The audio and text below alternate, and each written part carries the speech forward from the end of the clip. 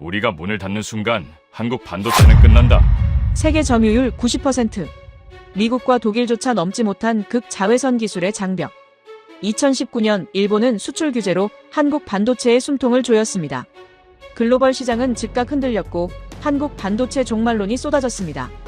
그러나 2300일 뒤 점유율 0%였던 대한민국이 사상 첫 국산화를 선언합니다.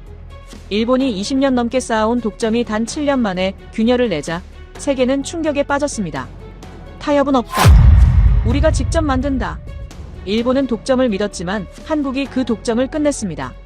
전략적 주권을 향한 2300일의 전쟁, 지금 시작됩니다. 어디서 듣고 계신가요? 구독과 좋아요 잊지 마세요. 강의실 문을 열고 들어서는 순간 저는 제 노트를 가방 속에 그대로 둔 채 단상으로 걸어갔습니다. 20년간 매 학기 첫 수업마다 펼쳐보던 그 노트를 오늘만큼은 꺼낼 수 없었죠. 안녕하세요. 저는 리처드 헤인스입니다. MIT에서 국제정치와 경제안보를 가르치고 있어요. 학생들은 제가 항상 준비된 자료와 함께 강의를 시작한다는 걸 알고 있었기에 빈손으로 선 제 모습에 약간 당황한 표정들이었습니다. 칠판 앞에 섰을 때 느껴지는 건 언제나 같은 무게감이지만 오늘은 달랐어요. 제 손이 분필을 쥐고 있었고 그 분필은 제가 지난 20년간 구축해온 이론 전체의 선을 긋기 위해 존재하고 있었습니다. 강의실 뒤편에서 노트북을 여는 소리가 들렸고 전공이 다른 학생들이 모여 앉은 좌석 배치가 눈에 들어왔죠. 현실주의를 전공하는 에밀리 로스는 언제나처럼 첫 줄 중앙에 앉아 있었고 그 옆으로 기술정책을 연구하는 다카하시 렌 산업경제학의 한나 슈미트 그리고 기술 패권 전략에 몰두하는 리웨이가 자리를 잡고 있었습니다. 저는 천천히 입을 열었습니다. 저는 20년간 글로벌 분업이 평화를 만든다고 가르쳤습니다. 이 문장을 말하는 동안 제 목소리가 평소보다 낮게 깔렸다는 걸 느꼈어요. 학생들의 시선이 일제히 저에게 고정됐죠. 그들은 제가 효율성 이론의 신봉자라는 걸 알고 있었고 글로벌 가치사슬이 국가 간 상호의존을 심화시켜 결국 분쟁 비용을 높인다는 제 주장을 학기 내내 들어왔습니다. 그런데 지금 그 이론의 핵심을 가르쳐온 교수가 잠시 말을 멈춘 채 칠판만 바라보고 있었던 겁니다. 몇 초간의 침묵이 흘렀습니다. 그 침묵 속에서 저는 제가 준비해온 모든 강의안, 출판한 논문들, 국제학회에서 발표했던 프레젠테이션의 첫 슬라이드들이 머릿속을 스쳐 지나가는 걸 느꼈어요. 효율성, 비교 우위, 전문화, 상호의존. 이 단어들은 제 학문적 정체성 그 자체였습니다. 그러나 지금 이 순간 저는 그 정체성의 균열을 내야 한다는 걸 알고 있었죠. 오늘 그 이론의 줄을 긋겠습니다. 이 말을 내뱉는 순간 강의실의 공기가 변했어요. 분필이 칠판에 닿았습니다. 글씨를 쓰는 동안 제 손에서 미세한 떨림이 느껴졌지만 그 떨림은 두려움이 아니라 각오였어요. 효율은 더 이상 안보가 아니다. 이 문장을 칠판 정중앙에 크게 적었습니다. 학생들 사이에서 작은 술렁임이 일었고 누군가는 급히 노트에 받아 적기 시작했죠. 에밀리는 눈썹을 치켜 올리며 제 표정을 살폈고 다카하시는 팔짱을 낀 채 칠판의 문장을 응시했습니다. 저는 분필을 내려놓고 학생들을 천천히 둘러봤어요. 21세기 전쟁은 총이 아니라 공급망으로 합니다. 이 말을 할 때 제 목소리에는 지난 몇 년간 제가 목격해온 사례들의 무게가 실려 있었습니다. 히토류 수출 중단, 반도체 제재, 백신 수출 통제. 국가들은 더 이상 군사력만으로 압박하지 않았어요. 그들은 산업의 혈관을 조였고 그 혈관이 막히는 순간 상대국의 경제 전체가 질식했습니다. 강의실 창밖으로 보이는 MIT 캠퍼스의 건물들이 햇살을 받아 반짝이고 있었지만 저는 그 풍경이 주는 평화로움에 안주할 수 없었습니다. 제가 가르치는 학생들은 앞으로 정책을 설계하고 전략을 수립하고 국가의 선택을 분석할 사람들이었어요. 그들에게 낡은 이론을 그대로 전달하는 건 무책임한 일이었죠. 강의실 공기가 바뀐다는 건 제가 지금 그들에게 새로운 렌즈를 건네고 있다는 뜻이었습니다.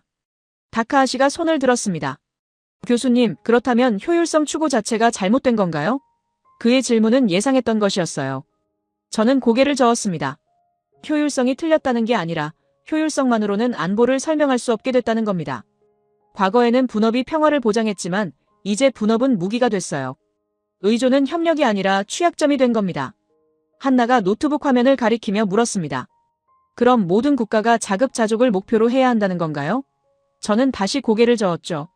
자급자족이 아니라 전략적 자율성입니다. 모든 걸 다 만들 필요는 없지만 핵심은 스스로 통제할 수 있어야 한다는 거예요. 에밀리가 팔을 꿰고 말했습니다. 그런데 교수님, 현실적으로 그게 가능한 국가가 몇이나 될까요? 그녀의 질문은 날카로웠어요. 저는 잠시 망설였습니다. 그 질문에 대한 답이 바로 오늘 강의의 핵심이었기 때문이죠. 드뭅니다. 매우 드물어요. 그래서 오늘 우리가 다룰 사례가 중요한 겁니다. 제가 이렇게 말했을 때 리웨이가 앞으로 몸을 기울이며 집중하는 모습이 보였습니다. 저는 다시 칠판으로 돌아섰습니다. 이번 학기 동안 우리는 하나의 사례를 집중적으로 분석할 겁니다. 어떤 국가가 공급망 무기화를 당했을 때 타협하거나 우회하지 않고 정면 돌파를 선택한 경우를 말이죠. 학생들의 표정에서 호기심이 번져나가는 게 느껴졌어요. 그들은 아직 그 사례가 무엇인지 모르고 있었지만 이미 그 이야기의 무게를 감지하고 있었습니다. 칠판에 적힌 문장 아래로 저는 새로운 단어를 추가했습니다. 전략적 주권. 이 개념이 바로 오늘부터 우리가 탐구할 핵심이에요. 주권은 단순히 영토나 정치적 독립을 의미하지 않습니다. 21세기 주권은 산업적 자율성, 기술적 통제력, 그리고 위기 상황에서 스스로 선택할 수 있는 능력을 포함하죠. 저는 학생들의 눈을 하나하나 마주쳤습니다. 그리고 그 능력을 증명한 사례를 우리는 분석할 겁니다. 강의 시작 15분이 흘렀지만 저는 아직 구체적인 국가 이름을 언급하지 않았어요. 학생들은 궁금증으로 들끓고 있었지만 저는 그 긴장감을 유지하고 싶었습니다. 왜냐하면 이 이야기는 단순한 성공 사례가 아니라 한 국가가 생존을 걸고 선택한 도박이었고 그 도박이 성공하기까지의 과정은 결코 낭만적이지 않았기 때문이죠. 저는 분필을 내려놓고 단상 가장자리에 기대어 섰습니다. 여러분이 알아야 할 건 이 수업이 끝날 때쯤이면 국가 안보를 바라보는 여러분의 시각이 완전히 바뀔 거라는 점입니다. 저는 이렇게 말하며 미소를 지었어요. 그리고 그 변화는 저 역시 겪었던 것입니다. 학생들 사이에서 작은 웃음이 터졌고 그 웃음 속에서 저는 이 학기가 그들에게도 저에게도 중요한 전환점이 될 거라는 확신을 느꼈습니다. 강의실 밖에서 종소리가 울렸지만 아무도 자리에서 일어나지 않았어요. 그들은 다음 이야기를 기다리고 있었고 저는 그 기대를 저버리지 않을 준비가 돼 있었습니다. 그 기대에 부응하기 위해 저는 칠판의 반대편으로 걸어가며 새로운 질문을 던졌습니다. 자, 그럼 이제 하나의 상황을 가정해 볼까요? 제 목소리는 여전히 낮았지만 이번에는 질문의 형태로 학생들을 끌어당기고 있었어요. 에밀리가 펜을 돌리며 저를 바라봤고 다카하 씨는 노트북 화면에서 시선을 떼지 않은 채 타이핑을 멈췄습니다. 여러분 국가의 핵심 산업이 특정 소재에 의존하고 있다고 가정해 봅시다. 저는 칠판에 간단한 도식을 그렸어요. 화살표 하나가 한 국가에서 다른 국가로 향하고 있었고 그 화살표 위에 핵심 소재라는 단어를 적었습니다. 그런데 어느 날 그 소재를 공급하던 국가가 갑자기 수출을 중단한다고 선언합니다. 제 손가락이 화살표를 가로지르며 큰 X자를 그었죠. 여러분의 반도체 공장이 멈춥니다. 디스플레이 라인이 멈춥니다. 수출 계약이 위태로워집니다. 강의실이 조용해졌습니다. 학생들은 이미 그 상황의 무게를 느끼고 있었어요. 저는 칠판에서 손을 떼고 학생들을 향해 몸을 돌렸습니다. 이럴 때 국가는 무엇을 합니까? 이 질문을 던지는 순간 여러 손이 동시에 올라갔습니다. 저는 에밀리를 먼저 지목했어요. 그녀는 언제나 현실주의적 관점에서 명확한 답을 내놓는 학생이었거든요. 타협합니다. 에밀리의 대답은 단호했어요. 상대국이 원하는 걸 주거나 최소한 협상 테이블로 돌아갑니다. 산업이 멈추는 손실이 정치적 자존심보다 크니까요. 저는 고개를 끄덕이며 그녀의 답을 칠판에 적었습니다. 타협. 그 단어 옆에 작은 체크 표시를 했죠. 합리적입니다. 손실을 최소화하는 게 국가의 1차적 목표니까요. 한나가 손을 들었습니다. 대체 공급처를 찾습니다. 그녀의 목소리는 침착했어요. 한 국가에만 의존했던 게 문제였다면 다른 공급망을 구축하는 게 구조적 해법이죠. 시간이 걸리더라도 장기적으로는 더 안정적입니다. 저는 한나의 답도 칠판에 추가했습니다. 대체 공급처. 이건 역시 교과서에 나오는 정석적인 대응이었어요. 공급망 다변화는 리스크 관리의 기본이었으니까요.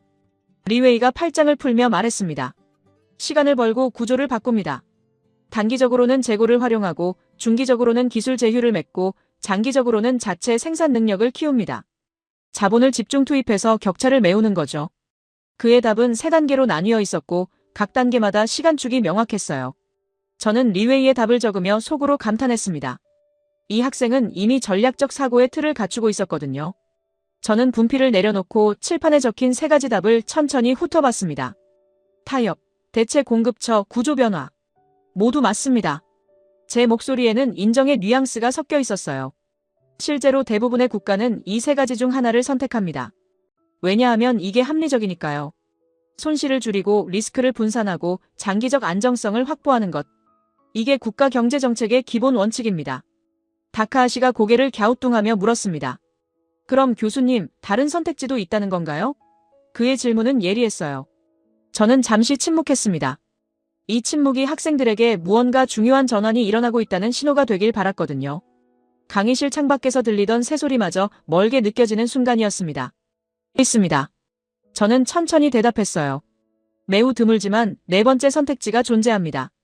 칠판의 빈 공간에 새로운 단어를 적기 시작했죠. 정면 돌파. 이 두 단어를 쓰는 동안 제 손에 힘이 들어갔습니다. 타협도 하지 않고 대체 공급처도 찾지 않고 시간을 벌지도 않습니다. 그 대신 불가능해 보이는 기술을 스스로 개발하기로 결정하는 겁니다. 학생들의 표정이 변했어요. 에밀리는 눈썹을 찌푸렸고 한나는 노트에 뭔가를 적다가 멈췄습니다. 리웨이는 팔짱을 다시 끼며 회의적인 표정을 지었죠. 그들의 반응은 예상했던 것이었습니다. 왜냐하면 이 선택은 교과서적 합리성에서 벗어나 있었으니까요. 교수님, 그건 비효율적이지 않나요? 한나가 조심스럽게 물었습니다. 이미 기술을 가진 국가에서 사는 게 훨씬 경제적일 텐데요. 저는 고개를 끄덕였어요. 평상시라면 그렇습니다. 그러나 공급망이 무기화된 상황에서는 효율성 계산이 달라집니다. 구매가 불가능하다면 만드는 것만이 유일한 선택지가 되거든요. 에밀리가 반박했습니다. 하지만 기술 격차가 크면 따라잡는 게 불가능하지 않나요? 특히 수십 년간 축적된 기술이라면요. 그녀의 질문은 핵심을 찌르고 있었어요. 저는 칠판 앞에서 한 걸음 물러섰습니다. 맞습니다. 불가능에 가깝죠. 그래서 대부분의 국가는 시도조차 하지 않습니다. 손실을 감수하고 타협하는 게 훨씬 현실적이니까요. 그럼 왜 네 번째 선택지를 말씀하시는 건가요? 다카하시가 물었습니다. 저는 잠시 망설였어요. 이 질문에 대한 답이 바로 오늘 강의의 전환점이었기 때문입니다. 왜냐하면 실제로 그 선택을 한 국가가 있기 때문입니다. 제 목소리는 낮아졌지만 확신에 차 있었어요. 그리고 그 국가는 성공했습니다. 강의실이 다시 조용해졌습니다. 학생들은 더 이상 회의적인 표정이 아니었어요. 그들의 눈빛에는 호기심과 긴장이 섞여 있었습니다. 저는 칠판에 적힌 네 가지 선택지를 다시 한번 가리켰어요. 타협, 대체 공급처, 구조 변화, 정면 돌파. 이 중에서 가장 위험하고 가장 비용이 많이 들고 가장 성공 확률이 낮은 게 네 번째입니다. 리웨이가 앞으로 몸을 기울이며 말했습니다. 그럼 왜 그 국가는 그 선택을 했나요? 저는 미소를 지었어요. 좋은 질문입니다. 그게 바로 우리가 앞으로 분석할 핵심입니다. 그 국가는 단기 손실과 장기 주권 사이에서 선택을 해야 했습니다. 타협하면 당장 산업이 돌아가지만 다음에도 같은 압박을 받을 거라는 걸 알고 있었죠. 에밀리가 노트에 뭔가를 적으며 중얼거렸습니다. 그러니까 이건 경제 문제가 아니라 주권 문제였던 거네요. 저는 손가락으로 그녀를 가리키며 말했습니다. 정확합니다. 이 사례는 국가가 경제적 합리성보다 전략적 자율성을 우선시한 경우입니다. 그리고 그 결과는 우리가 생각했던 것과 달랐어요. 한나가 물었습니다. 얼마나 걸렸나요? 저는 칠판에 숫자를 적었습니다. 2300일. 약 6년 반입니다. 학생들이 숨을 들이켰어요. 그 시간 동안 그 국가는 매일 실패했고 매일 비용을 쏟아부었고 매일 불가능과 싸웠습니다. 그러나 포기하지 않았죠. 다카하시가 조용히 말했습니다. 그 정도 시간이면 산업 전체가 무너질 수도 있었을 텐데요. 저는 고개를 끄덕였어요. 맞습니다. 그래서 이 선택은 도박이었습니다.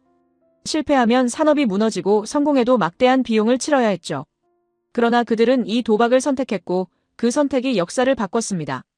저는 칠판에 적힌 네 가지 선택지 중 정면 돌파의 동그라미를 그렸습니다. 여러분이 기억해야 할 건 이 선택이 합리적이어서 성공한 게 아니라는 점입니다. 이 선택은 비합리적이었지만 필수적이었고 불가능해 보였지만 불가피했습니다. 그리고 그 불가피함을 인정한 순간 그 국가는 달라졌습니다. 강의실 밖에서 학생들이 지나가는 소리가 들렸지만 안에 있는 학생들은 아무도 움직이지 않았어요. 그들은 다음 이야기를 기다리고 있었고 저는 그 기대를 충족시킬 준비가 돼 있었습니다. 다음 시간에 우리는 구체적인 사례로 들어갈 겁니다. 저는 이렇게 말하며 분필을 내려놓았어요. 어떤 기술이 막혔고 왜 그 기술이 중요했으며 그 국가가 어떻게 불가능을 가능으로 바꿨는지 말이죠. 다음 강의가 시작되기 전 저는 강의실에 일찍 도착해 칠판에 날짜 하나를 크게 적어두었습니다. 2019년 7월 1일. 학생들이 하나둘 들어오며 그 날짜를 보더니 고개를 갸우뚱했어요. 에밀리가 가장 먼저 자리에 앉으며 노트를 펼쳤고 다카하시는 평소와 달리 표정이 굳어 있었습니다. 그는 이미 무슨 날인지 알고 있는 듯 했어요. 모두 자리에 앉자 저는 칠판을 가리키며 입을 열었습니다. 이 날짜를 아는 사람? 다카하시의 손이 천천히 올라갔어요. 일본 정부가 한국에 대한 수출 규제를 발표한 날입니다. 그의 목소리는 평소보다 조심스러웠죠. 저는 고개를 끄덕이며 칠판 옆에 섰습니다. 정확합니다. 이날 일본 정부는 반도체 제조에 필수적인 3가지 핵심 소재의 수출을 규제한다고 발표했습니다. 저는 그 3가지 항목을 칠판에 적기 시작했어요.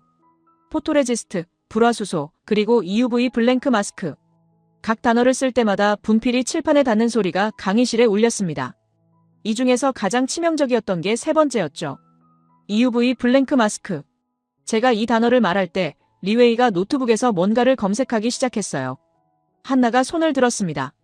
교수님, 왜 하필 그 시점이었나요? 저는 칠판의 배경을 정리하며 설명했습니다. 표면적 이유는 한국 대법원의 강제징용 배상 판결이었어요. 2018년 10월 한국 법원은 일본 기업들에게 배상 책임을 인정했고 일본 정부는 이를 1965년 청구권 협정 위반으로 간주했습니다. 그러나 이건 명분이었죠. 에밀리가 끼어들었습니다. 진짜 이유는 뭐였나요? 저는 잠시 멈추고 학생들을 둘러봤어요. 2가지였습니다. 첫째, 한국 반도체 산업의 급성장을 견제하려는 의도. 삼성전자와 SK하이닉스는 당시 메모리 반도체 시장에서 일본을 완전히 추월한 상태였어요. 둘째, 공급망 무기화가 실제로 작동하는지 실험하려는 목적이었습니다. 다카하시가 불편한 표정으로 말했습니다. 그건 추측 아닌가요? 저는 그를 바라보며 천천히 대답했어요.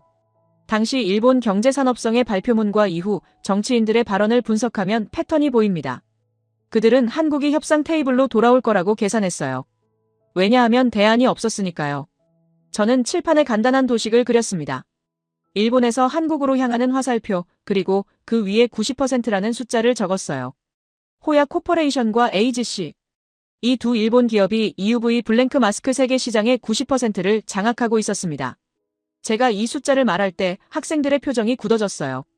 90%라는 숫자가 의미하는 건 단순한 점유율이 아니었습니다. 그건 사실상 독점이었죠. 리웨이가 노트북 화면을 보며 말했습니다. 그럼 한국 기업들은 선택지가 없었네요.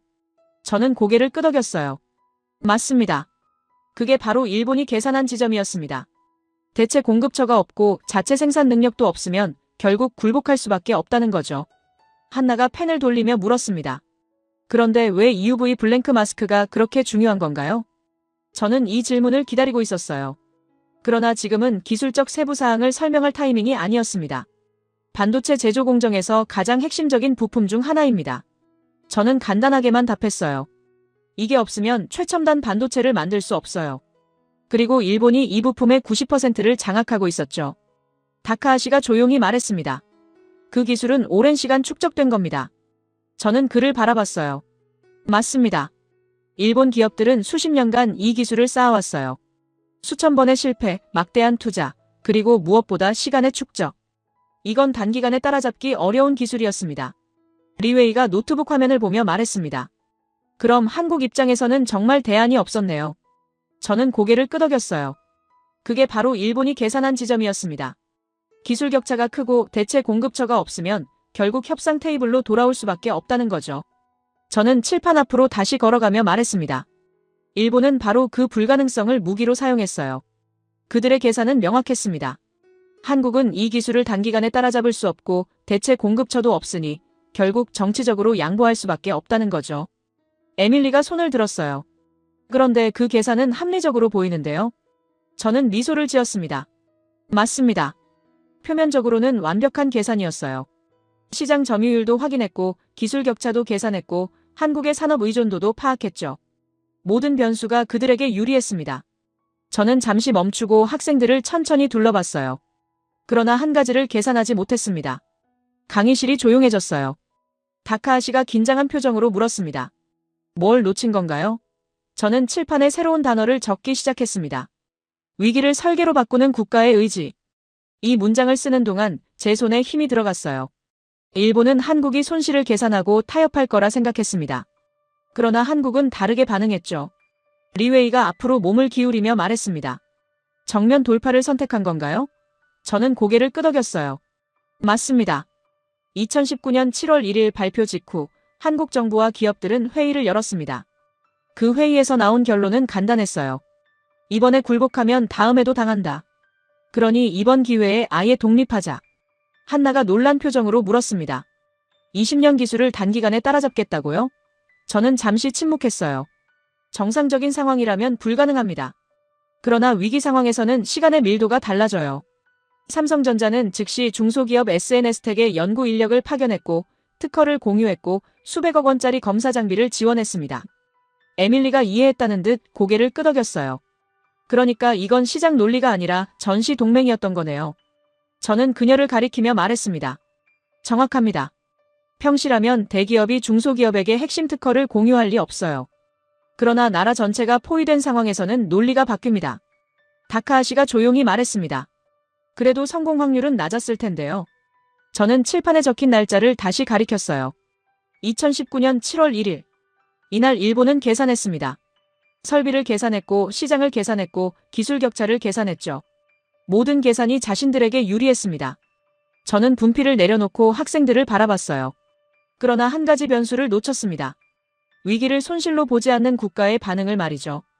강의실 밖에서 종소리가 울렸지만 학생들은 움직이지 않았어요. 그들은 다음 이야기를 기다리고 있었고 저는 그들의 눈빛에서 긴장과 기대가 뒤섞인 걸 느낄 수 있었습니다.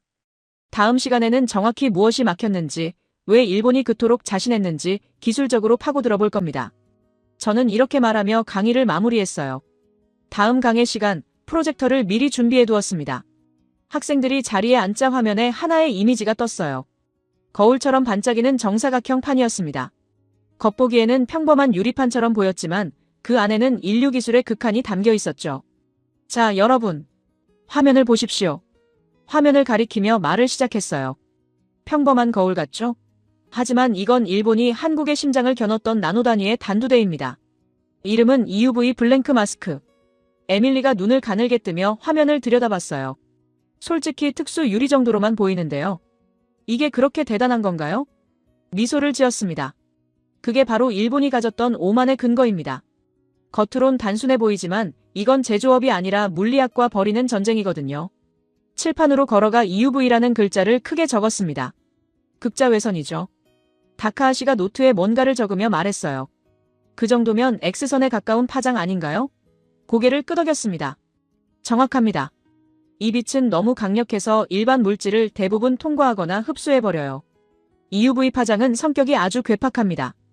유리를 갖다 대면 빛을 다 먹어치워버리죠. 한나가 손을 들었습니다. 그럼 렌즈를 쓸 수 없다는 건가요? 손가락으로 그녀를 가리켰어요. 바로 그겁니다.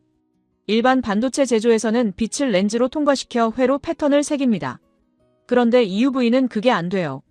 그래서 완전히 다른 방식이 필요했죠. 칠판에 간단한 도식을 그렸습니다. 빛이 표면에 닿아 반사되는 모습이었어요. 투과 방식 대신 반사 방식을 써야 합니다. 빛을 거울처럼 튕겨내는 거죠. 리웨이가 끼어들었습니다. 그럼 반사율이 높은 금속을 쓰면 되는 거 아닌가요? 고개를 저었어요. 일반 금속 거울로는 안 됩니다.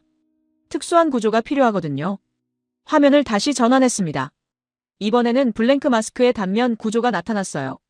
수십 개의 얇은 층이 반복적으로 쌓여 있었습니다.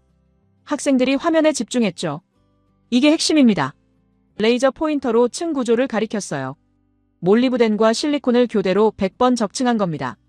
에밀리가 놀란 표정으로 물었습니다. 100번이요? 고개를 끄덕였어요. 정확히 100쌍입니다. 몰리브덴 한 층, 실리콘 한 층, 이걸 100번 반복하는 거죠. 그런데 여기서 문제가 시작됩니다. 잠시 멈추고 학생들을 둘러봤어요. 비유를 하나 들어볼까요? 축구장 전체를 거울로 만드는데 그 표면에 머리카락 한 가닥 두께만큼의 굴곡도 허용되지 않는 수준입니다. 이 100개 층의 두께가 조금만 틀어져도 그냥 쓰레기가 됩니다. 리웨이가 눈을 크게 떴어요. 그건 인간의 영역이 아니잖아요. 다카하시가 조용히 말했습니다. 그 정도 기술이라면 정말 오래 걸렸겠네요. 그를 바라봤습니다. 정답입니다, 다카하시. 그래서 일본의 호야와 AGC는 30년 동안 이 기술을 다듬었습니다. 원자 하나를 쌓고 기도하는 심정으로 다음 원자를 쌓았죠. 처음에는 반사율이 50%도 안 나왔어요. 그걸 70%까지 끌어올리는데 30년이 걸렸습니다. 칠판에 30년이라는 숫자를 크게 적었어요. 그들은 확신했습니다. 화면을 가리키며 말을 이었죠.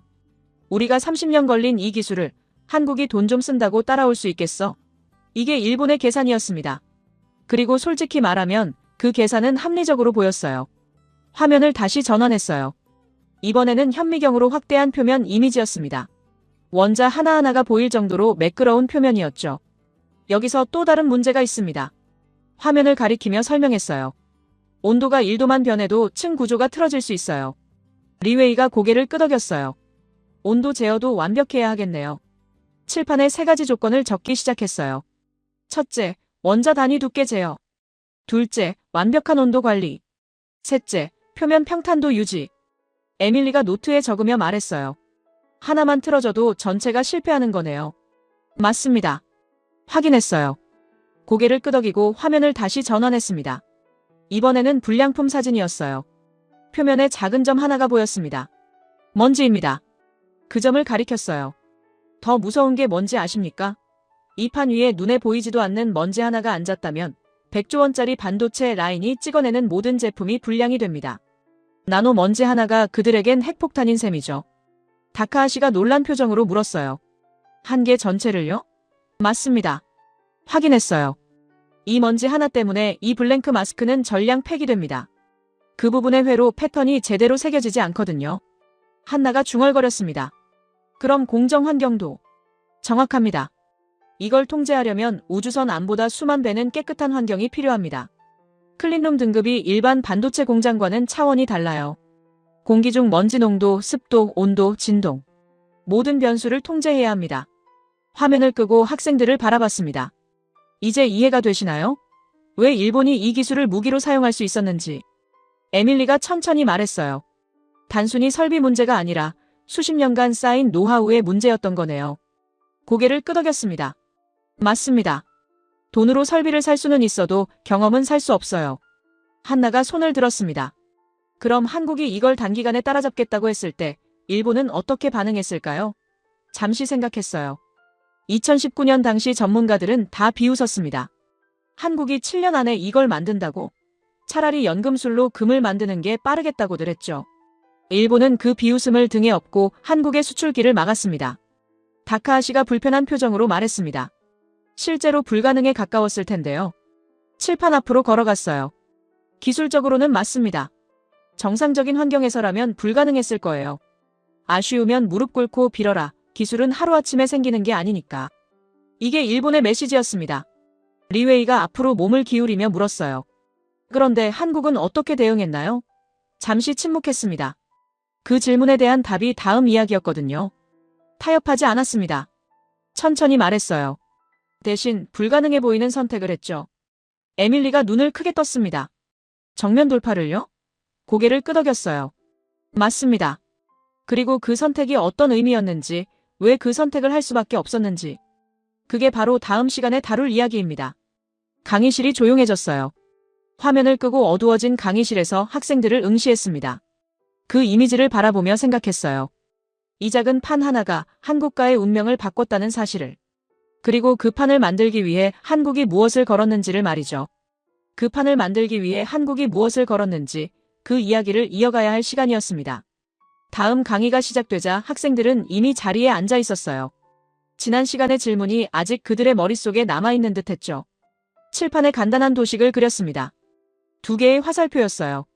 하나는 타협, 다른 하나는 정면 돌파.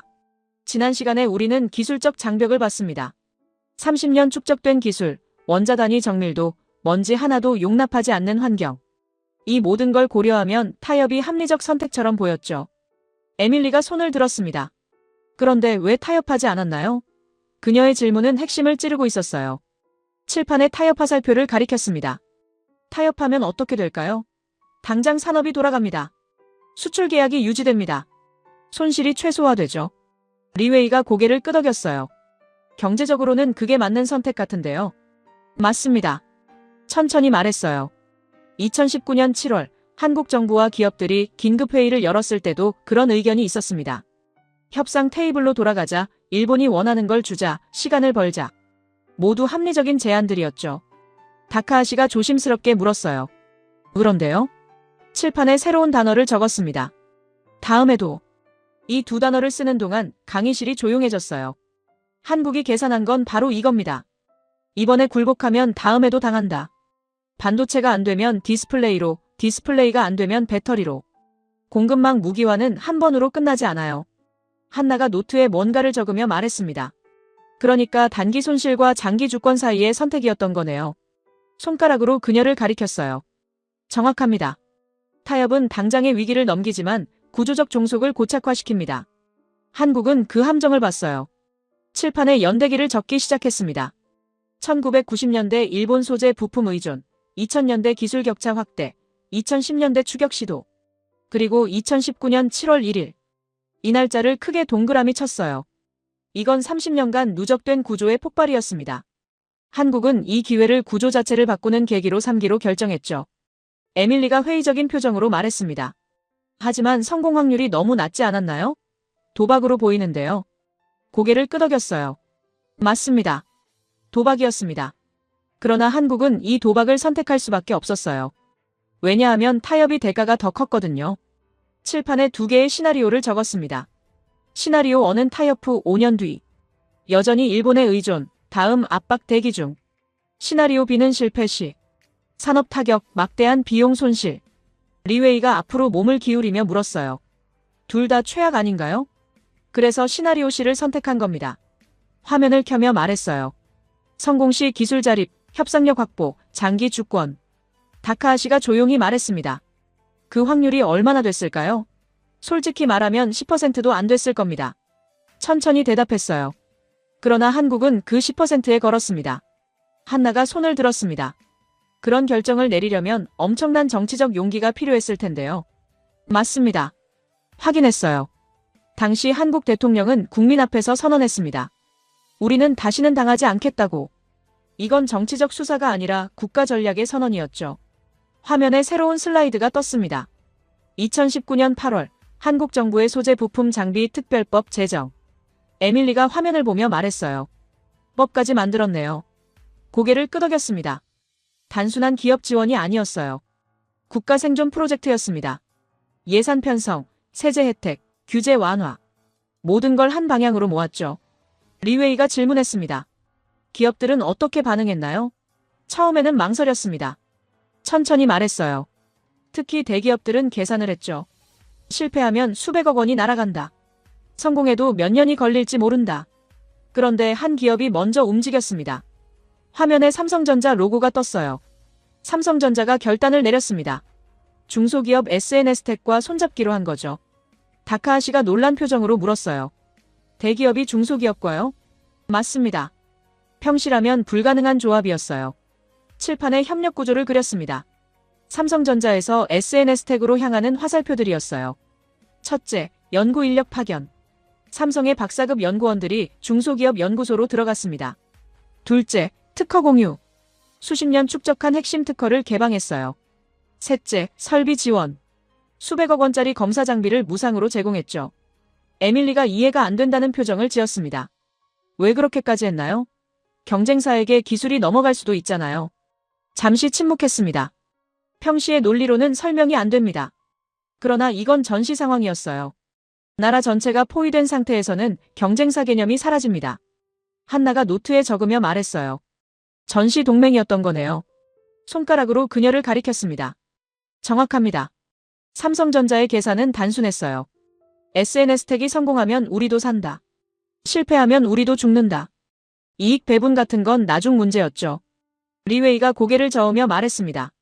그래도 위험 부담이 너무 크지 않나요? 맞습니다. 인정했어요. 삼성전자는 수백억 원을 쏟아부으면서 성공 보장을 받지 못했습니다. SNS텍은 실패하면 회사가 망할 수도 있었죠. 그런데 그들은 시작했습니다. 칠판에 날짜를 하나 더 적었어요. 2019년 8월. 프로젝트 시작. 목표는 EUV 블랭크 마스크 국산화. 기한 미정. 성공 확률 불명. 다카하시가 조용히 말했습니다. 완전히 미지의 영역이었네요. 고개를 끄덕였습니다. 그래서 더 대단한 겁니다. 에밀리가 손을 들었습니다. 교수님, 그런데 일본은 이 움직임을 몰랐나요? 알고 있었습니다. 대답했어요. 그리고 비웃었죠. 일본 언론에서는 한국의 시도를 몽상이라고 불렀습니다.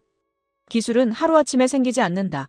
30년 격차를 몇 년 만에 따라잡겠다는 건 허황된 꿈이라고요. 한나가 물었습니다. 그 비웃음이 한국에게는 어떤 의미였나요? 동력이 됐습니다. 천천히 말했어요. 불가능하다는 말이 오히려 연구진들을 자극했습니다. 안 될 거라는 전망이 나올 때마다 그들은 더 깊이 실험실로 들어갔어요. 칠판에 마지막 문장을 적었습니다. 타협은 생존이지만 자유는 아니다. 이 문장을 쓰는 동안 학생들이 집중하는 게 느껴졌어요. 한국이 선택한 건 자유였습니다. 당장 숨 쉬는 것보다 스스로 숨 쉴 권리를 선택한 거죠. 리웨이가 진지하게 말했습니다. 그런데 실제로 해낼 수 있었나요? 잠시 침묵했습니다. 그 질문에 대한 답이 다음 이야기였거든요. 2300일간의 실패와 좌절, 그리고 그 속에서 만들어진 기적. 그게 바로 다음 시간에 다룰 내용입니다. 강의실이 조용해졌어요. 칠판에 적힌 문장들을 학생들이 노트에 옮겨 적고 있었습니다. 화면을 끄고 그들을 바라봤어요. 선택의 무게를 이해하는 것. 그게 바로 국제 정치를 공부하는 이유라고 생각했습니다. 한 국가가 불가능을 선택하는 순간 거기에는 단순한 계산을 넘어선 무언가가 있다는 걸 말이죠.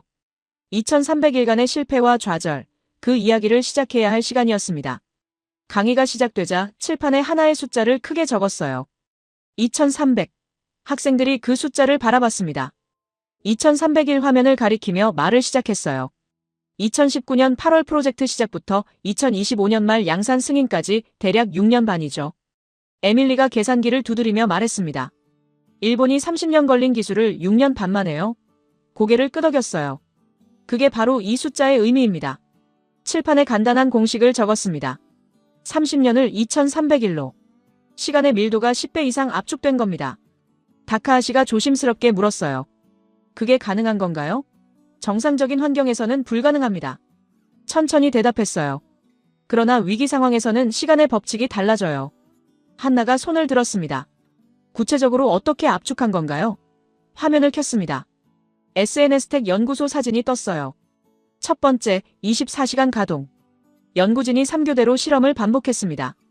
일본이 하루 한 번 실험할 때 한국은 하루 3번 실험했죠. 리웨이가 끼어들었습니다. 그럼 실패 속도도 3배 빠르겠네요. 정확합니다. 확인했어요.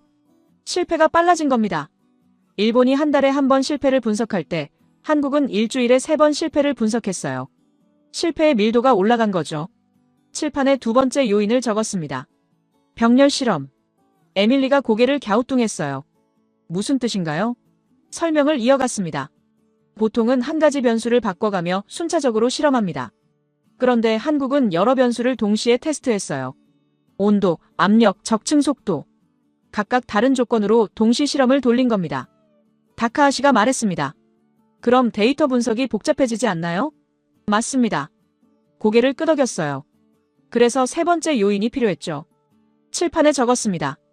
데이터 공유 시스템. 삼성전자의 연구원들이 실시간으로 데이터를 분석했고 SNS텍의 엔지니어들이 즉시 피드백을 받았습니다. 화면에 그래프가 나타났어요. 실패율 곡선이었습니다. 2019년 8월 99.9% 실패. 2020년 초 99% 실패. 2020년 말 95% 실패. 한나가 화면을 보며 말했습니다. 1년이 지나도 거의 다 실패했네요. 맞습니다. 그게 현실이었습니다. 에밀리가 물었습니다. 그럼 연구진들은 어떤 심정이었을까요? 잠시 생각했어요. 절망적이었을 겁니다. 매일 출근해서 실패를 확인하고 쓰레기통에 불량품을 버리고 다시 기계를 돌리는 일상. 리웨이가 조용히 말했습니다.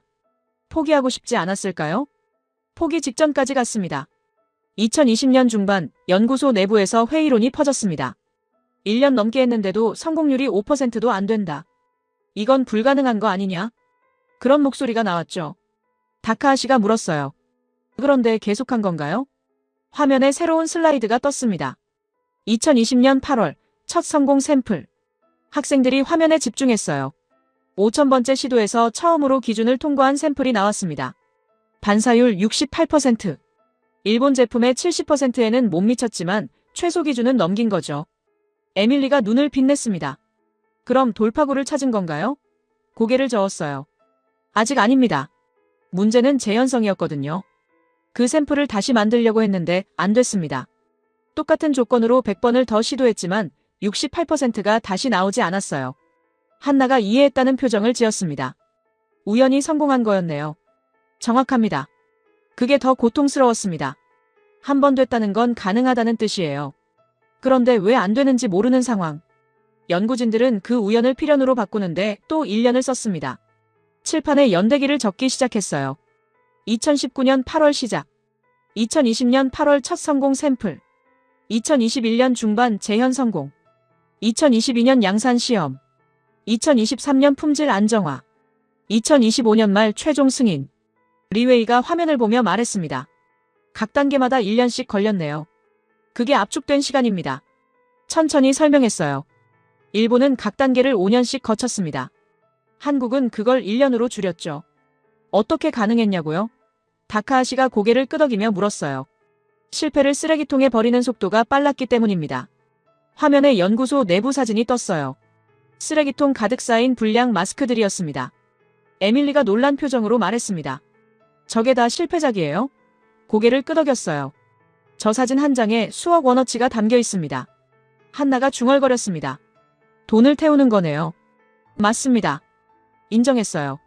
그러나 그 실패 하나하나가 데이터였습니다. 왜 틀어졌는지, 어느 지점에서 반사율이 떨어졌는지, 온도가 문제인지 압력이 문제인지. 모든 실패가 다음 시도의 힌트가 됐죠. 리웨이가 손을 들었습니다. 그런데 자금은 어떻게 감당했나요? 정부 지원금이 들어갔습니다. 그리고 삼성전자의 투자. SNS텍은 자체 자금도 쏟아부었죠. 총 투자액이 수천억 원 되었습니다.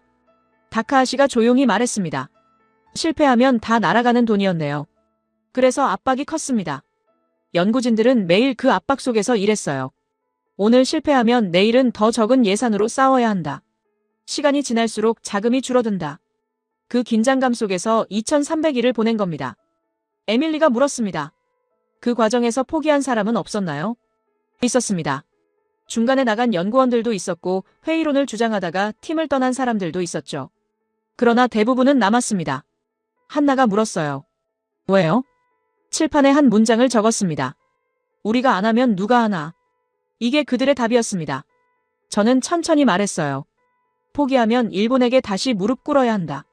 다음 세대도 같은 압박을 받아야 한다. 그 생각이 그들을 붙잡았습니다. 다카하시가 진지하게 말했습니다. 그럼 이건 기술 개발이 아니라 의지의 싸움이었던 거네요. 저는 고개를 끄덕였어요. 정확합니다. 기술은 결국 사람이 만드는 겁니다. 그리고 사람을 움직이는 건 계산이 아니라 신념이죠. 화면에 마지막 슬라이드가 떠올랐습니다. 2025년 12월 산업통상자원부 양산 승인. 리웨이가 눈을 크게 떴어요. 드디어 성공한 건가요? 잠시 침묵했습니다. 성공이라는 단어가 얼마나 무거운지 생각하고 있었거든요. 네, 성공했습니다. 천천히 대답했어요. 2300일 만에 한국은 EUV 블랭크 마스크를 국산화했습니다. 일본의 90% 독점은 깨졌고 한국은 협상 테이블에서 을이 아니게 됐죠. 에밀리가 박수를 치려다가 멈췄어요. 기쁜 일입니다. 미소를 지었어요. 그러나 낭만적인 이야기는 아니에요. 2300일 동안 수천 명의 엔지니어가 불면의 밤을 보냈고 수천억 원이 쓰레기통에 버려졌고 무수한 가족들이 빈 식탁을 지켰습니다. 성공의 이면에는 항상 대가가 있어요. 한나가 조용히 물었습니다. 그래도 할 만한 가치가 있었나요? 잠시 생각했어요. 그 질문에 대한 답은 다음 시간에 다룰 내용이었습니다. 독점이 붕괴되면 무슨 일이 일어나는지, 그리고 그게 한국가에게 어떤 의미인지 말이죠. 강의실이 조용해졌습니다. 칠판에 적힌 2300이라는 숫자를 학생들이 바라보고 있었어요. 그 숫자 뒤에 숨은 무게를 그들도 느끼고 있는 것 같았습니다. 분필을 내려놓고 창밖을 바라봤어요. 어떤 승리는 아름답지 않다는 걸, 그러나 그럼에도 불구하고 필요하다는 걸 생각하며 말이죠. 독점이 붕괴되면 무슨 일이 일어나는지 그 이야기를 시작할 시간이었습니다. 강의실에 들어서자 학생들은 이미 자리에 앉아 저를 기다리고 있었어요. 지난 시간의 여운이 아직 남아있는 듯했죠. 칠판에 간단한 그림을 그렸습니다. 파이 하나를 일본이 90% 차지하고 있는 모습이었어요. 저는 그 그림을 가리키며 입을 열었습니다. 2019년부터 2025년까지 이 구조는 변하지 않았습니다. 일본 90%, 나머지 10%. 그런데 2026년 1월 이 구조가 무너졌어요. 파이 그림에 새로운 조각을 추가했습니다. 한국 15%. 에밀리가 손을 들었어요. 15%면 그렇게 큰 변화는 아닌 것 같은데요. 저는 고개를 저었습니다. 숫자만 보면 그래 보이죠. 하지만 독점 시장에서 15%는 게임 체인저예요.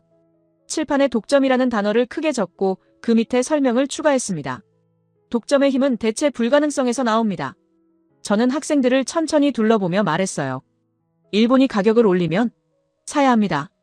일본이 공급을 줄이면 기다려야 합니다. 왜냐하면 다른 선택지가 없으니까요. 다카하시가 조심스럽게 말했습니다. 그런데 이제는 선택지가 생긴 거군요. 정확합니다. 제가 손가락으로 그를 가리켰어요. 15%라는 숫자는 작아 보이지만 협상 테이블에서는 절대적입니다. 이제 삼성전자가 호야에게 전화할 때 뒤에 SNS 택이라는 카드가 있어요. 한나가 노트에 뭔가를 적으며 물었습니다. 실제로 가격 협상이 달라졌나요? 화면을 켰습니다. 2026년 1분기 반도체 소재 가격 동향 그래프가 나타났어요. EUV 블랭크 마스크 가격이 전년 대비 12% 하락했습니다. 저는 그래프를 가리키며 설명했어요. 독점이 깨지는 순간 가격 협상력이 이동합니다. 리웨이가 앞으로 몸을 기울이며 말했어요. 12%면 금액으로는 얼마나 되나요? 저는 계산기를 두드렸습니다. 삼성전자 기준으로 연간 수천억 원 규모예요. SK하이닉스까지 합치면 조 단위죠. 에밀리가 눈을 크게 떴습니다. 그 정도요? 칠판에 두 번째 효과를 적었습니다. 공급 안정성. 저는 분필을 내려놓고 학생들을 바라봤어요. 2019년 상황을 기억하시나요?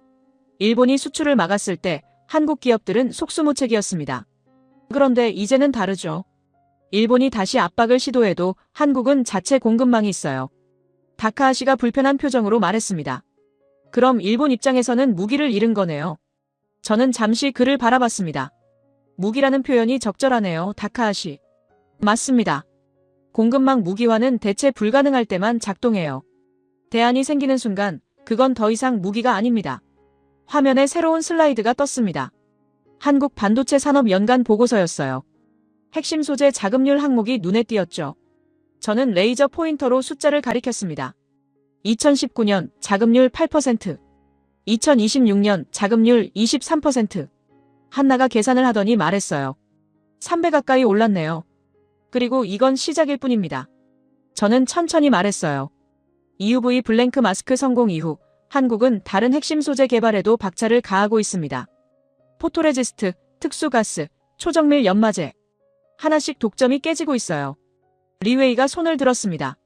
그럼 일본은 어떻게 대응했나요? 저는 화면을 전환했습니다. 2026년 초 일본 언론 헤드라인들이 나타났어요. 한국의 추격, 소재 패권 흔들, 독점 종식. 저는 그 헤드라인들을 가리켰습니다. 처음에는 당황했죠. 불가능하다고 믿었던 일이 현실이 됐으니까요. 에밀리가 물었습니다. 그래서 어떻게 했나요? 저는 칠판에 일본의 대응 전략을 적기 시작했어요. 첫째, 가격이나 경쟁력을 유지하기 위해 마진을 줄였습니다. 둘째, 품질 강조. 30년 축적된 기술력을 앞세웠죠. 셋째, 차세대 기술 개발. 현재 기술이 무너지니 다음 기술에 집중했어요. 다카하시가 조용히 말했습니다. 그럼 경쟁이 시작된 거네요. 저는 고개를 끄덕였습니다. 정확합니다. 독점에서 경쟁으로. 이게 바로 2026년 반도체 소재 시장의 변화였어요. 그리고 이 변화는 한국에게만 이익이 아니었습니다. 한나가 고개를 갸우뚱했어요. 무슨 뜻인가요? 저는 화면에 세계 반도체 기업 목록을 띄웠습니다. 삼성, SK하이닉스, TSMC, 인텔, 마이크론. 이 모든 기업이 혜택을 받습니다. 가격이 내려가고 공급이 안정되고 협상력이 생겼으니까요. 리웨이가 이해했다는 표정을 지었어요. 그러니까 한국의 성공이 업계 전체에 긍정적 영향을 미친 거네요. 저는 손가락으로 그를 가리켰습니다. 바로 그겁니다. 이게 독점 붕괴의 파급 효과예요. 한국과의 기술 자립이 시장 전체의 구조를 바꿉니다. 칠판에 마지막 항목을 적었습니다. 전략적 자율성. 저는 분필을 내려놓고 학생들을 바라봤어요. 가격 협상력, 공급 안정성, 이런 건 경제적 이익입니다. 그런데 가장 중요한 건 따로 있어요. 에밀리가 조심스럽게 말했습니다. 자유로워진 거죠? 저는 미소를 지었습니다. 정확한 표현이에요, 에밀리. 2019년 일본이 수출 규제를 발표했을 때 한국은 선택권이 없었습니다. 협상하거나 굴복하거나. 그런데 2026년 지금은 다르죠. 한국은 선택할 수 있어요. 일본에서 살 수도 있고 자체 생산할 수도 있고요. 다카하시가 진지하게 말했습니다. 그게 바로 주권이군요. 저는 그를 바라봤습니다. 맞습니다, 다카하시. 경제적 주권이자 전략적 주권이죠. 남에게 의존하지 않고 스스로 결정할 수 있는 능력. 그게 바로 한국이 2300일 동안 싸워서 얻은 겁니다. 한나가 손을 들었습니다. 그런데 교수님, 이게 다른 국가들에게도 모델이 될 수 있나요? 저는 잠시 생각했어요. 좋은 질문이네요. 그 답이 바로 다음 시간에 다룰 주제입니다. 이 사례가 국제 정치에서 어떤 의미를 갖는지, 그리고 전략적 주권이란 무엇인지 말이죠. 리웨이가 노트를 정리하며 말했습니다. 이건 단순한 성공 스토리가 아니네요. 저는 고개를 끄덕였습니다. 맞습니다. 이건 한 국가가 생존을 위해 불가능을 선택했고 그 선택이 옳았다는 증명이에요. 그러나 모든 국가가 이런 선택을 할 수 있는 건 아니죠. 에밀리가 물었습니다. 왜 안 되나요? 저는 창밖을 바라봤습니다. 자본, 기술, 시간, 그리고 무엇보다 의지. 이 모든 게 동시에 있어야 해요. 한국은 그 조합을 갖췄지만 대부분의 국가는 그렇지 못합니다. 그래서 이 사례가 특별한 거예요. 강의실이 조용해졌습니다. 칠판에 적힌 독점의 붕괴라는 제목을 학생들이 바라보고 있었어요. 저는 분필을 내려놓고 그들을 천천히 둘러봤습니다. 90%의 독점이 무너지는 데는 기술만 필요한 게 아니었어요. 포기하지 않는 연구진, 위험을 감수하는 기업, 장기적 비전을 가진 정부. 이 모든 게 한 방향으로 움직였을 때 가능했던 겁니다. 다카하시가 조용히 말했습니다. 그럼 이건 시스템의 승리였던 거네요. 저는 그를 바라보며 대답했습니다. 그렇게 볼 수도 있죠. 그러나 시스템도 결국 사람이 만들고 움직이는 겁니다. 2300일 동안 실패를 반복했던 그 엔지니어들, 그들이 바로 이 승리의 주인공이에요. 이 사례가 국제 정치에서 어떤 의미를 갖는지 그 마지막 이야기를 할 시간이었습니다.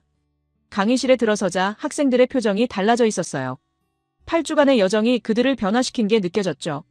저는 칠판 한가운데 서서 첫 수업 때 적었던 문장을 다시 썼습니다. 효율은 더 이상 안보가 아니다. 그 문장을 천천히 쓰면서 지난 7주간의 이야기들이 머릿속을 스쳐 지나갔어요. 8주 전, 저는 20년간 가르쳐온 이론에 줄을 긋겠다고 선언했습니다. 오늘은 그 이유를 정리할 거예요. 에밀리가 손을 들었습니다. 교수님, 그럼 글로벌 분업 자체가 잘못됐다는 건가요? 저는 고개를 저었어요. 아닙니다. 분업이 잘못된 게 아니라 분업만으로는 안보를 설명할 수 없게 됐다는 겁니다. 칠판에 새로운 도식을 그렸죠. 과거와 현재, 두 개의 그림이었습니다. 과거에는 이랬습니다. 저는 왼쪽 그림을 가리켰어요. 국가 A가 반도체를 만들고 국가 B가 소재를 공급하면 둘 다 이익을 얻습니다. 상호 의존이 깊어질수록 분쟁 비용이 높아지고 따라서 평화가 유지되죠. 이게 제가 20년간 가르친 이론이었습니다. 다카하시가 조심스럽게 말했습니다. 그런데 지금은 다르군요. 저는 오른쪽 그림을 가리켰어요. 현재는 이렇습니다. 국가 B가 공급을 중단하면 국가 A의 산업이 멈춥니다. 상호 의존이 아니라 일방적 의존이 되는 순간 그건 협력이 아니라 취약점이 돼요. 한나가 노트에 뭔가를 적으며 물었습니다. 그럼 모든 국가가 자급자족을 목표로 해야 하나요? 저는 칠판에 새로운 개념을 적었습니다. 전략적 자율성. 자급자족이 아닙니다. 천천히 설명했어요. 모든 걸 다 만들 필요는 없어요. 그러나 핵심 기술만큼은 스스로 통제할 수 있어야 한다는 겁니다. 리웨이가 앞으로 몸을 기울이며 말했습니다. 그 경계선을 어떻게 정하나요? 저는 잠시 생각했어요. 좋은 질문이네요. 그 답은 각 국가마다 다릅니다. 반도체가 핵심인 나라가 있고 에너지가 핵심인 나라가 있죠. 중요한 건 무엇이 자국의 생존에 필수적인가를 파악하는 거예요. 칠판에 한국 사례를 다시 정리했습니다. 저는 연대기를 따라가며 설명했어요. 2019년 공급망 무기화. 2019년 8월 정면 돌파 결정. 2020년에서 2025년 2300일의 실패. 2026년 독점 붕괴. 각 단계를 짚어가며 패턴이 보이기 시작했죠. 에밀리가 말했습니다. 이건 단순한 기술 개발이 아니었네요. 저는 손가락으로 그녀를 가리켰어요. 정확합니다. 이건 국가 전략의 재설계였어요. 경제적 효율성보다 전략적 자율성을 우선시한 선택. 단기 손실을 감수하고 장기 주권을 택한 결단이었죠. 화면을 켰습니다. 세계 지도가 나타났어요. 저는 레이저 포인터로 여러 국가를 가리키기 시작했습니다. 이 사례는 세계적으로 극히 드뭅니다. 공급망 무기화를 당했을 때 대부분의 국가는 타협하거나 우회해요. 정면 돌파를 선택한 경우는 손에 꼽죠. 다카하시가 조용히 물었습니다. 왜 그렇게 드문가요? 저는 칠판에 3가지 조건을 적었어요. 첫째, 자본. 수천억 원을 실패에 쏟아부을 여력. 둘째, 기술 기반. 추격할 수 있는 최소한의 역량. 셋째, 정치적 의지. 단기 비용을 감수하는 용기. 이 3가지가 동시에 있어야 합니다. 한나가 고개를 끄덕이며 말했습니다. 그럼 한국은 운이 좋았던 거네요. 저는 잠시 망설였어요. 운이라고 할 수도 있죠. 그러나 저는 다르게 봅니다. 한국은 지난 30년간 그 조건들을 준비해왔어요. 반도체 산업 육성, 연구 인력 양성, 기술 기반 구축. 2019년은 그 준비가 시험받은 순간이었죠. 리웨이가 손을 들었습니다. 그럼 다른 국가들도 이 모델을 따라할 수 있나요? 저는 화면에 여러 국가의 사례를 띄웠어요. 중국의 반도체 자립 시도, 유럽의 배터리 연합, 미국의 첨단 제조업 회귀. 시도는 많습니다. 그러나 성공은 보장되지 않아요. 칠판에 한국 모델의 특징을 정리했습니다. 저는 하나씩 짚어가며 설명했어요. 첫째, 위기를 설계의 계기로 전환. 둘째, 민관 협력의 전시체제. 셋째, 실패를 허용하는 시스템. 넷째, 장기적 비전. 에밀리가 중얼거렸습니다. 이걸 복제하기는 쉽지 않겠네요. 맞습니다. 저는 인정했어요. 그래서 이 사례가 교과서에 실릴 가치가 있는 겁니다. 대부분의 국가는 합리적 선택을 해요. 타협하고 손실을 최소화하고 현상을 유지하죠. 그러나 한국은 비합리적으로 보이는 선택을 했고 그게 결과적으로 가장 합리적이었어요. 다카하시가 진지하게 말했습니다. 그럼 교수님의 이론은 어떻게 수정되나요? 저는 칠판의 첫 문장으로 돌아갔습니다. 효율은 더 이상 안보가 아니다. 이 문장 밑에 새로운 문장을 추가했어요. 전략적 자율성이 새로운 안보다. 한나가 손을 들었습니다. 구체적으로 어떤 의미인가요? 저는 천천히 설명했어요. 과거에는 얼마나 효율적으로 생산하는가가 경쟁력이었습니다. 지금은 핵심 기술을 누가 통제하는가가 경쟁력이에요. 공급망이 무기가 된 시대에 의존은 취약점이 되니까요. 리웨이가 노트를 정리하며 말했습니다. 그럼 앞으로는 모든 국가가 고립을 선택하게 되나요? 저는 고개를 저었어요. 극단으로 가지는 않을 겁니다. 완전한 자급자족은 비효율적이니까요. 대신 핵심 기술에 대한 전략적 자율성을 확보하면서 나머지는 협력하는 방향으로 갈 거예요. 칠판에 마지막 도식을 그렸습니다. 저는 그 그림을 가리키며 말했어요. 새로운 균형점입니다. 효율성과 안보 사이, 협력과 자율 사이. 한국의 사례는 그 균형점을 찾는 하나의 방법을 보여줬어요. 에밀리가 조용히 물었습니다. 교수님, 그럼 이 이야기의 교훈은 뭔가요? 저는 잠시 침묵했습니다. 창밖을 바라보며 생각을 정리했죠. 여러 가지가 있습니다. 천천히 말했어요. 첫째, 위기는 때로 기회가 됩니다. 둘째, 불가능은 절대적이지 않아요. 셋째, 주권은 공짜가 아니죠. 다카하시가 말했습니다. 그리고 넷째는요? 저는 미소를 지었어요. 넷째, 어떤 승리는 아름답지 않습니다.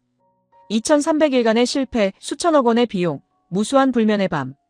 그러나 그럼에도 불구하고 해야 할 일은 있어요. 한나가 노트를 덮으며 말했습니다. 이 수업을 듣기 전과 후가 다르네요. 저는 고개를 끄덕였어요. 그게 바로 제가 원했던 겁니다. 국제정치를 공부한다는 건 숫자와 이론만 배우는 게 아니에요. 한 국가가 생존을 걸고 내리는 선택의 무게를 이해하는 거죠. 리웨이가 손을 들었습니다. 교수님, 마지막 질문입니다. 한국의 선택은 정말 옳았나요? 저는 잠시 생각했어요. 옳고 그름의 문제는 아닙니다. 천천히 대답했어요. 생존의 문제였죠. 타협했다면 당장은 편했을 겁니다.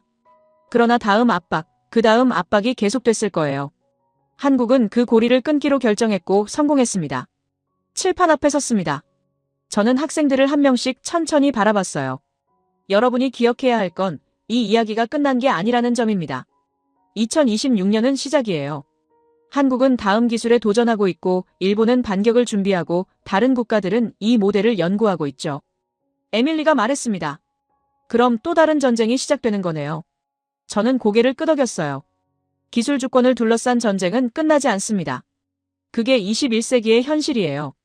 총이 아니라 반도체로, 미사일이 아니라 공급망으로 싸우는 시대죠. 다카하시가 일어서며 말했습니다. 교수님, 감사했습니다. 저는 미소를 지었어요. 저도 감사합니다, 다카하시. 여러분 모두에게요. 이 수업은 저에게도 배움이었어요. 20년간 믿었던 이론을 수정한다는 건 쉽지 않았지만 여러분과 함께 그 여정을 걸을 수 있어서 의미 있었습니다. 강의실이 조용해졌습니다. 저는 칠판에 적힌 모든 문장들을 천천히 훑어봤어요. 효율은 더 이상 안보가 아니다. 전략적 자율성이 새로운 안보다. 위기는 설계의 계기다. 2300일의 실패. 독점의 붕괴. 모든 문장들이 하나의 이야기를 만들고 있었죠. 분필을 내려놓았습니다. 저는 학생들에게 마지막 말을 전했어요. 여러분이 앞으로 정책을 만들거나 전략을 수립하거나 국가의 선택을 분석할 때 오늘 배운 걸 기억하세요. 효율만 보지 말고 주권도 보십시오. 단기만 보지 말고 장기도 보세요. 그리고 무엇보다 불가능은 절대적이지 않다는 걸 기억하길 바랍니다. 학생들이 하나둘 자리에서 일어났습니다. 그들의 표정에서 8주간의 여정이 남긴 흔적이 보였어요. 저는 창밖을 바라봤습니다. MIT 캠퍼스에 봄이 오고 있었죠. 계절이 바뀌듯 세계 질서도 변하고 있었습니다. 그 변화 속에서 한국의 2300일은 한국가가 불가능과 싸워 이긴 역사로 기록될 거예요.